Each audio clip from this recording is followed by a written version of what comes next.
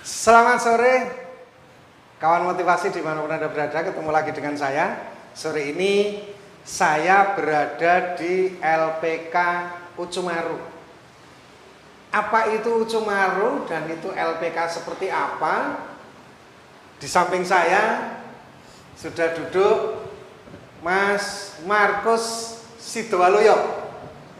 Beliau ini direkturnya LPK Ucumaru ini. Selamat sore, Bro. Sugeng Sonten. Selamat sore. Apa kabar? Puji Tuhan, baik. Sehat. Sehat. Pak Andri juga sehat. Sehat. Puji Tuhan. Mas Markus. Terima kasih sekali saya sudah diizinkan ke sini untuk ya sekedar sharing lah. Mengenai apa sih LPK Ucumaru. Dan LPK ini dalam bidang apa, kemudian mendidik seperti apa, itu langsung saja. Jadi saya kepingin tahu awalnya sejarahnya Ucumaru ini berdiri. Mas Markus dulu bisa mewujudkan ini, dapat ide atau seperti apa sehingga terwujud sampai sekarang Ucumaru? Baik, terima kasih. Jadi sebelumnya saya jelaskan dulu. Ucumaru itu dalam bahasa Jepang. Artinya ucu itu antariksa. Terus maru itu lingkaran. Jadi seperti apa ya? Kalau di Jawa itu lintas galaksi gitulah. Jadi kan banyak orang menggunakan istilah itu yang menguasai bumi gitu kan. Saya kok pengennya yang menguasai lebih dari bumi gitu. Arti Ucumaru itu lintas galaksi. Ya. Sebetulnya itu nama yang kami dapat itu dari teman lama saya di Jepang. Karena melihat saya dengan satu teman lagi, Mas Udin namanya, yang kebetulan juga pendiri dan pemilik LPK Ucumaru ini, kemudian mengenal kami, bagaimana bisa ada unsur nama Udin dan Markus ini. Nah, terus nama U, karena kanji U saja kok nggak ada, ketemunya Ucu. Ucu itu pas galaksi itu tadi, luar angkasa. Terus Maru itu nama saya Markus, digabungkan jadi Ucumaru. Ya ini nama itu kan salah satu bentuk doa juga supaya impian itu seluas mungkin, jangan terbatas gitu. Kemudian awal-awalnya berdiri Ucumaru itu sebetulnya kami memang berlatar belakang dari Mas Udin dulu pernah bekerja di bidang yang sama. Kemudian saya juga pernah mengajar di lembaga jejebangan seperti ini yang sama. Kami ketemu, kemudian sempat satu tempat kerja dulunya. Ya, sebelum membuat Ucumaru ini, kebetulan kalau Mas Udin itu menangani administrasi dokumen dan sebagainya, saya menangani SDM-nya. Ya, kebetulan kita klop, kemudian kita mantep untuk bekerja sama mewujudkan Ucumaru ini yang tadinya sebuah impian jadi kenyataan begitu. Terus selama berdiri dari tahun berapa? 2015 sampai sekarang 2022. Perjalanan rentang waktu yang sudah cukup lumayan lama. Ini sudah mendidik berapa siswa? Dari pertama sampai sekarang? Dari pertama sampai sekarang tapi terpenggal corona ini yang 2 tahun tidak bisa mengirim ini, kami tidak banyak. 50 orang siswa kami yang ada di Jepang. Sudah 50 orang? Baru 50 orang. Karena permintaan Jepang itu sangat tinggi ya. Penyedia seperti lembaga pengirim yang lain, seperti penyedia peserta magang yang lain itu bisa mengirim jauh lebih banyak daripada Ucumaru. Angka kami termasuk cukup rendah ini. Tapi sudah continue ngirim. Continue. Setiap tahun kita, lama pendidikan di sini? Lama pendidikan di sini 6 bulan. 6 bulan. 6 bulan. Jadi kita memang mengulang dari nol semua peserta yang belajar bahasa Jepang di sini. Jadi kita review betul, kita petani, kemudian kita mulai dari titik terendah kemampuan siswa. Ya, saya pikir 6 bulan ini sudah cukup memadai untuk bisa hidup di Jepang, bisa berkomunikasi sehari-hari, kemudian mendapat apa istilahnya, komando pekerjaan, itu mereka sudah tidak mengalami kesulitan lagi. Jadi 6 bulan saya pikir cukup. Mohon maaf ya, sebelumnya jenengan sebagai pendiri pernah waktu itu mempunyai pengalaman kerja di Jepang? Pernah. Berapa tahun? Dulu 3 tahun. Tahun 97 sampai 2000-an lah. Gitu. Jadi dari modal pengalaman itu, jenengan mendirikan LPK ini, karena sudah menguasainya, sekarang setiap siswa selalu dikirim ke Jepang. Jadi awalnya saya tidak tahu Jepang sama sekali. Waktu itu saya kuliah semester 3. Kemudian ada teman di gereja itu bilang kalau ada kesempatan pergi ke Jepang. Gitu. Bahasanya dulu bukan bekerja tapi belajar gitu kan. Dilalah saya itu mantep sinau ya tak angkati gitu kan. Sampai di sana itu ya betul belajar memang, tapi praktek magang langsung di perusahaan. Gitu ya, bisa dibilang ini bekerja, ini belajar. Kalau dibilang bekerja saja, wong saya juga ada kelas belajar. Kalau dibilang belajar, saya juga bekerja di perusahaan. Jadi istilah magang itu ya dapat dua-duanya itu. Dapat belajar, dapat bekerja, dapat uang saku. Nah, sekarang ini Ucumaru kan tentunya juga punya program pendidikannya di sini. Ini kriteria siswa, karena kan mau dikirim kerja ke luar negeri, ke Jepang ya. Ini jenengan membuat screening ke siswanya itu masuk ke sini itu apa hanya mendaftar ataukah ada ujian khusus mengenai mereka skillnya, mungkin dari bahasanya apa gitu? Jadi kalau bahasa itu sebetulnya bagi kami itu tidak begitu menjadi indikator. Karena pelatihan bahasa di luar sana kan berbeda-beda juga. Kalau kita beri tes satu soal misalnya, belum tentu peserta itu bisa mengerjakan. Karena sebelum masuk Ucumaru kan meskipun sudah mengenal bahasa Jepang kan macam-macam gitu ya. Nah, salah satu indikator yang bisa menjadi patokan kami adalah psikotes. Jadi kami melihat dari attitude. Karena di situ di lembaga psikotes kita meminta memang ini khusus keperluan untuk pemagangan ke Jepang. Jadi yang dinilai adalah attitude, kemudian bekerja tim, kemudian adaptasi, kemudian minat. Jadi karena berbagai jenis pekerjaan di Jepang, kita memilah-milah itu menjadi beberapa peminatan. Minat konstruksi, minat bidang pertanian, atau minat bidang teknik. Jadi 3 bagian besar ini yang menjadi acuan kita. Terus masalah attitude. Kemudian kalau hasil psikotes itu pasti ada hasil IQ, intelijensi. Nah, di situ bisa menjadi patokan saya untuk menentukan apakah peserta ini bisa lanjut atau tidak. Kalau misalnya dari data itu kemudian ada spek-spek yang belum masuk, itu masih bisa kita pertimbangkan dengan wawancara. Nah, kebetulan hasilnya kok kurang memuaskan, tapi ketika melihat fisiknya secara langsung, kok ini masih bisa dipertimbangkan karena semangatnya tinggi, cara pembawaan diri, komunikasi yang baik, itu masih kita bisa beri pertimbangan. Tapi kalau misalnya dari IQ-nya cukup rendah, peminatan tidak ada, ini ya secara otomatis dibantu wawancara pun tidak akan mampu gitu loh.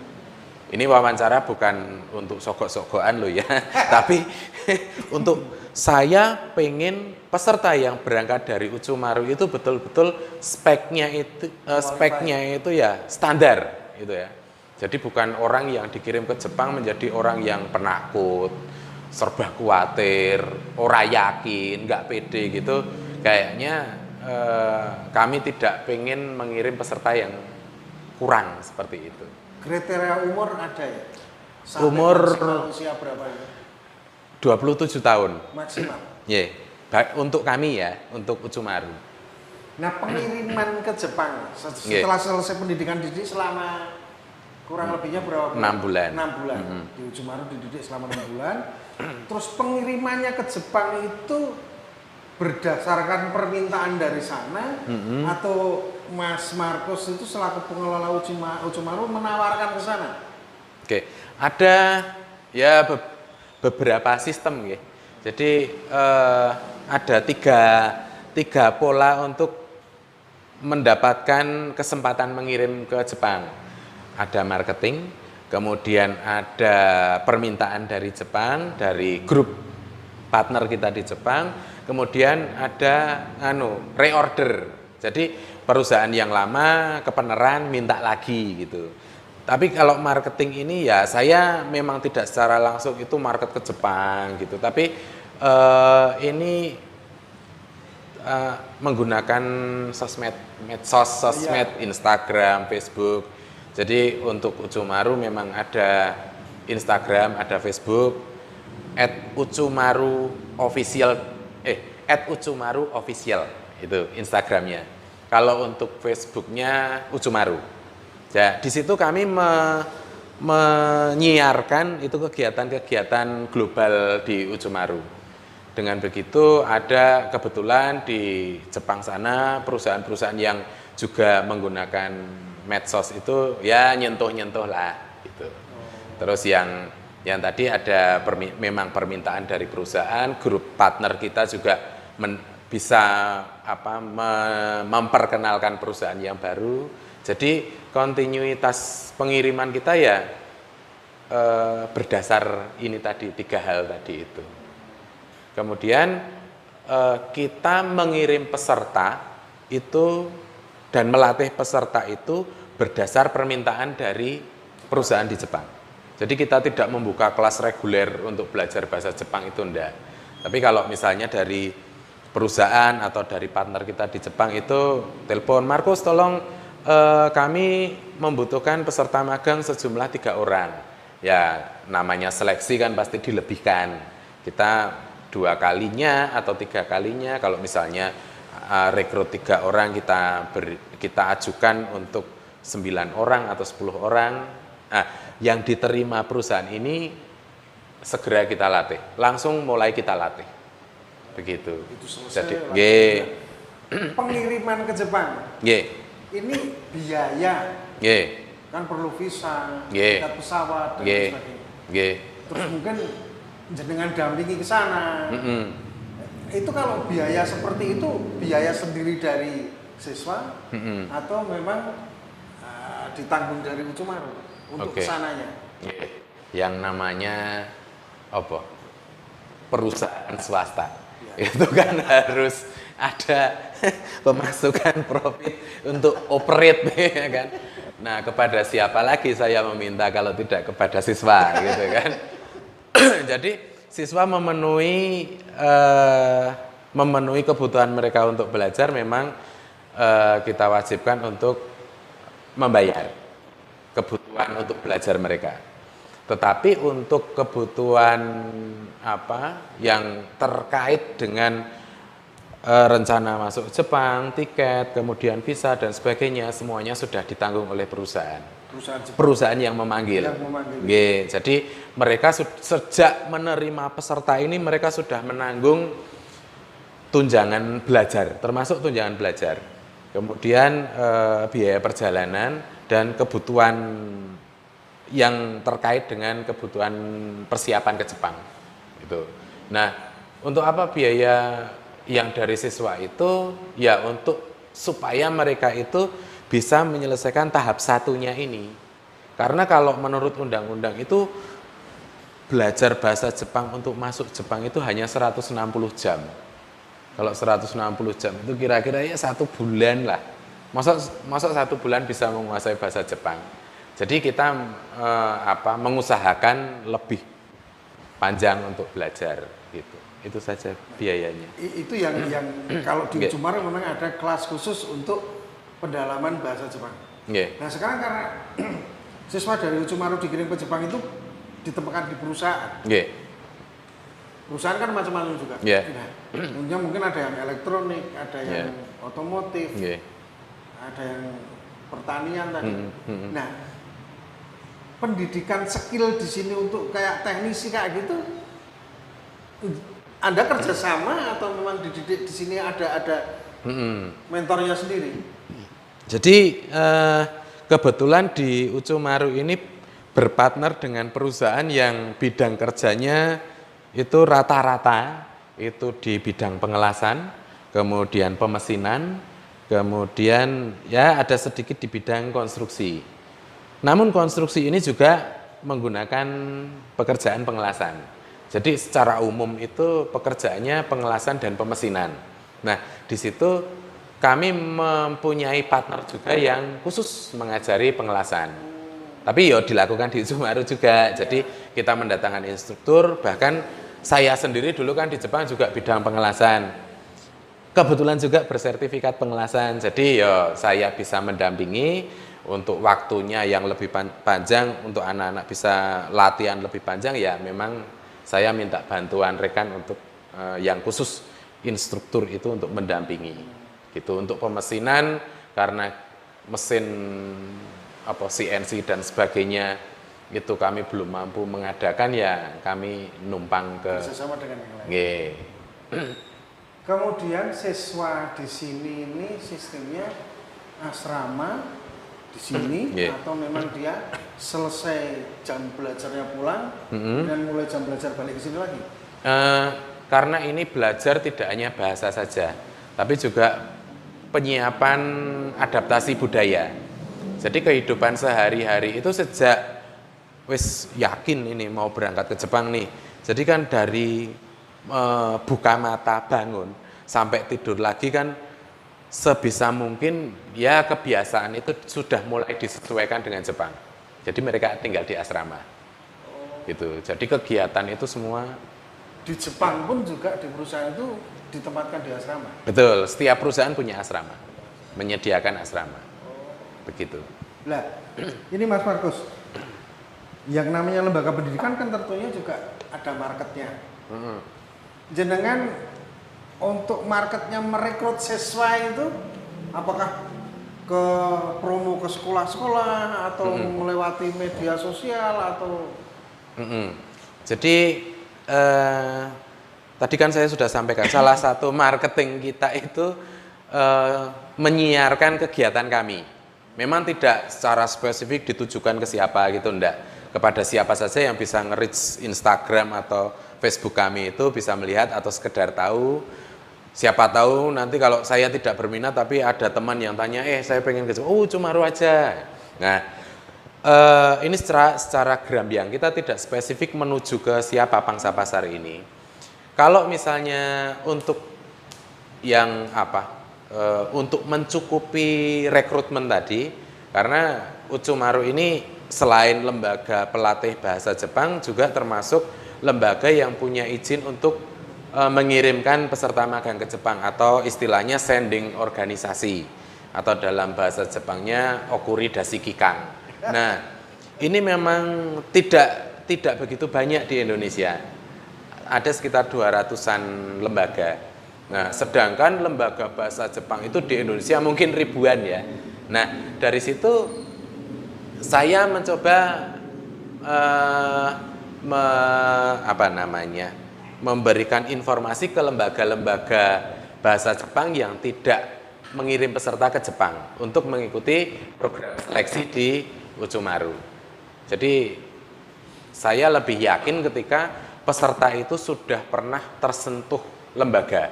Karena paling tidak sudah ada motivasi ya.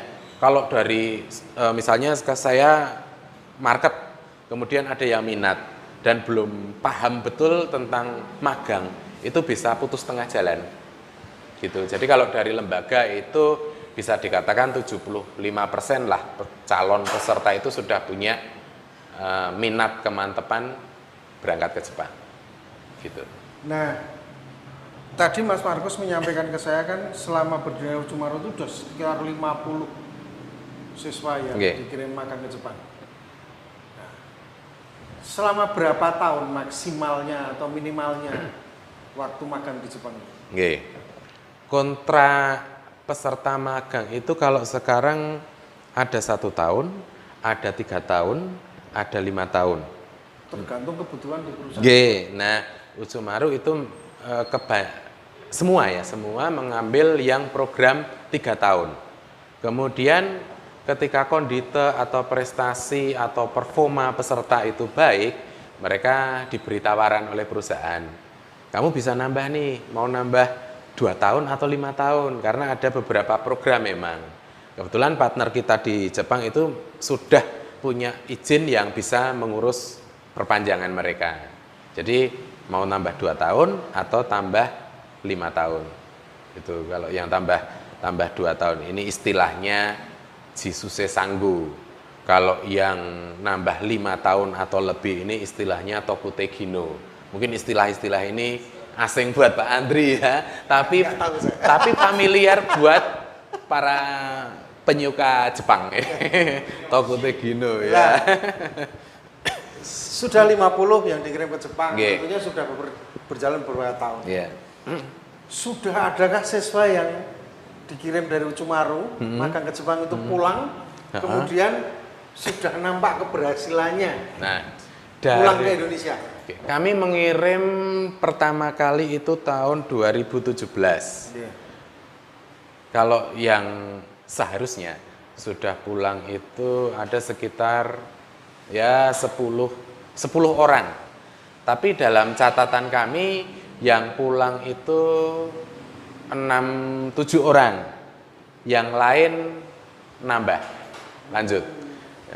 Jadi jadi yang lain itu perpanjangan tadi memilih Sanggo atau memilih Tokute Gino. Tetap ada jalinan komunikasi. Tetap. Setelah pulang dari Jepang.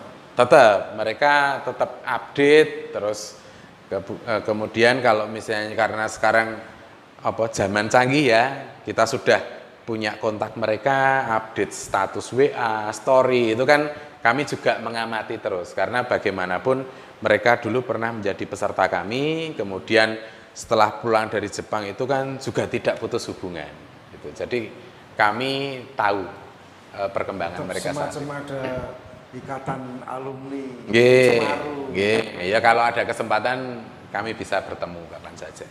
Ini teman motivasi dimanapun Anda berada. Jadi bagi kalian yang usianya di bawah 27 tahun, kepingin berhasil, kepingin sukses dengan program magang di Jepang, tidak ada salahnya untuk ke Ucumaru. Ini alamatnya di Jalan Maguwo nomor 139 A. Jadi di sebelah selatan komplek perumahan TNI AU Blok O. Betul. Gampang nyarinya. Ini satu lembaga pelatihan magang ke Jepang yang sudah tidak diragukan lagu Ucumaru ini, ya. Karena sudah berapa puluh yang dikirim ke Jepang, sudah ada yang pulang 10, sudah menampakkan keberhasilan, sudah merasakan jerih payahnya di Jepang, berjibaku di sana. Untuk menjadi pahlawan-pahlawan investor dan pahlawan-pahlawan wira swasta di Indonesia, Pak. Sukses untuk Ucumaru, Mas Markus. Terima kasih. Semangat. Terima kasih. Mudah-mudahan siswanya tetap berlanjut terus, tidak putus. Semakin besar jaringan, amin. Semakin berkembang LPK Ucumaru, amin, di Indonesia. Amin. Terima kasih. Terima kasih, matur nuwun waktunya, Pak Andri. Oke. kawan motivasi, sudah beberapa menit saya sharing dengan Mas Markus.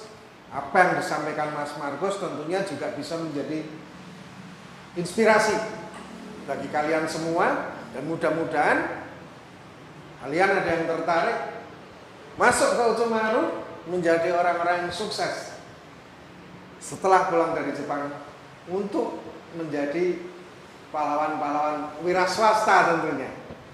Demikian apa yang bisa saya bincangkan dengan Mas Markus Sidowaluyo selaku Direktur Ucumaru. Sukses untuk Ucumaru, tetap berlangsung terus. Semangat, merdeka! Merdeka.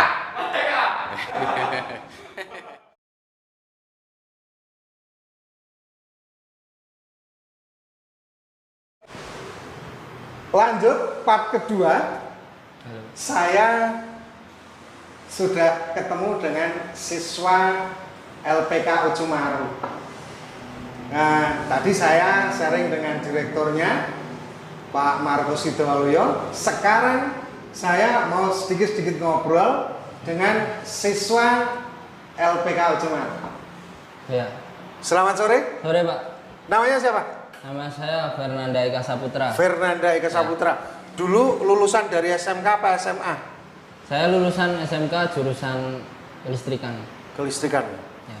SMK mana? SMK Negeri 2 Klaten. Klaten. Ya. Terus rumahnya asalnya juga Asalnya juga saya dari Dari Klaten. Klaten.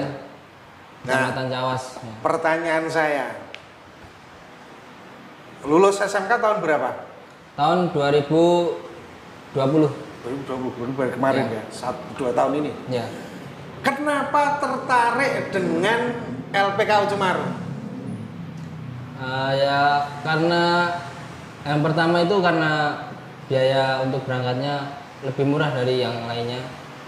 Nah, yang kedua menurut pekerjaan yang didapat ketika di Jepang itu sesuai dengan yang saya inginkan. Diinginkan. Ya. Nah, itu tadi kan berarti kan sudah sesuai dengan kata hati. Ya. Ya toh? Nah, ini ada pertanyaan lagi. Biasanya ya toh, umur-umur 20, 21 itu kan masih seneng-senengnya main dolan Ya. pokoknya rewo-rewo lah nek wong Jawa kan. Nah, Anda ini kenapa bisa terbersit saya harus kerja ke Jepang? Mendapatkan inspirasi dari mana? Kalau inspirasi dari sanak saudara, dari teman-teman, kakak-kakak yang sudah berangkat ke Jepang itu sendiri. Berarti ada family, Ada. keluarga yang sudah ke Jepang. Ya. Sudah pulang. Sudah pulang tapi sudah berangkat lagi juga. Oh, tambah lagi, tapi Ya. sudah ada keberhasilan. Sudah. Terus di terlihat situ keberhasilan. menjadikan semangat Anda untuk Ya. Anda meniru dari yang keberhasilan-keberhasilan family itu. Ya. Ada berapa family yang Kalau Kerja di Jepang? keluarga ada 1 orang, terus teman satu kampung itu ada 2 orang yang masih di sana juga. masih di sana? Tapi kalau yang family itu udah pernah pulang, Udah pulang balik udah lagi ke sana. ya. Tapi yang teman di kampung itu masih di sana. Ya, masih di sana. Belum pulang. Belum. Berapa tahun sudah di sana? Yang satu udah 4 tahun ini kan pertama 3 tahun terus nambah setahun.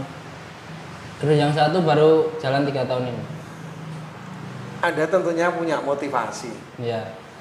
Motivasi Anda untuk kerja di Jepang apa? Motivasinya ya demi ekonomi keluarga yang pertama.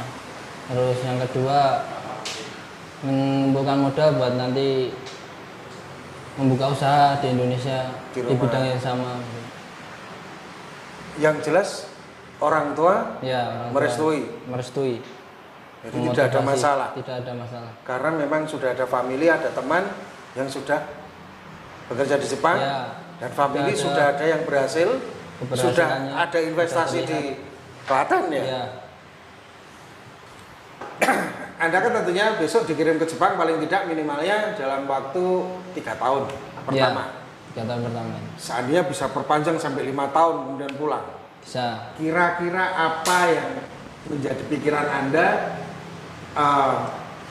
modal dari sana akan Anda investasikan di Klaten? Yang pertama ingin membuat semacam bengkel-bengkel kecil-kecilan dulu. Kalau nanti sudah terlihat perkembangannya, nanti akan buka cabang-cabang di berbagai tempat. Luar biasa. Semangat itu. Semangat. Tapi pernah enggak, kan dari lulusan tahun 2020 ya, 2021 sekarang udah. Selama 1 tahun di tahun 2001 ini kan pandemi kemarin. Tidak pernah punya pikiran bahwa saya ikut ke bengkel sana dulu untuk pengalaman atau apa? Pengalaman saya sudah pernah bekerja juga di Bekasi kemarin. Di bidang apa itu? Di bidang sama seperti yang akan saya ke Jepang itu. Apa? Jadi program maintenance mesin-mesin pabrik. Oh, maintenance mesin pabrik. Ya. Memang dari SMK-nya sudah otomotif, Ya. permesinan gitu Ya. ya. Terus pengembangannya besok di Jepang. Ingin mencari Mantap. ilmu lebih lagi. Mantap. Mantap. Tenane lho iki. Tenan. Nah, Mas, Nggih. seusia jenengan ini lagi seneng-senenge pacaran. Pacar nggih ada. Lah. Kalau ditinggal piye, Mas? Ya nanti lihat ke depannya. Pacar juga mendukung soal itu. Bener. Benar. Udah ada komitmen. Sudah. Tenane lho. itu. Lah nek seumpama nanti di Jepang terus berpaling piye, Mas? Itu urusan nanti. Wah. Sudah ada yang ngatur. Sudah ada ngatur memang ono kepala staf ya. Oke, Mas siapa tadi? Fernanda. Mas Fernanda, sukses ya. Amin. Lewat Ucumaru, jenengan bisa jadi pahlawan keluarga. Ya. Dengan kepergiannya besok ke Jepang, Ya. bekerja di sana. Amin. Sukses. Sukses. Oke. Terima kasih. Ini salah satu siswa dari Ucumaru, Mas Fernanda, yang mempunyai kegigihan. Karena melihat dari saudaranya, melihat dari temannya yang sudah merasakan kerja di Jepang, sudah ada familinya yang pulang, sudah bisa melihat keberhasilannya. Nah, Mas Fernanda ini meniru. Bukan berarti plagiator, bukan sih, tapi karena punya insting bahwa di Jepang akan membuat kemajuan di bidang pekerjaannya, kemudian nanti juga bisa hasil dari sana diinvestasikan di daerahnya di Klaten. Ini inspirasi juga bagi kawan-kawan motivasi dimanapun Anda berada. Sosok seorang Fernanda yang nanti akan berjibaku kerja di Jepang. Sekali lagi sukses, ya. Amin. Mudah-mudahan berhasil. Amin. Oke. Ini yang part kedua, saya sudah ketemu siswanya, sudah mengungkapkan isi hatinya. Sekian, terima kasih. Merdeka. Merdeka. Merdeka. Merdeka. Merdeka.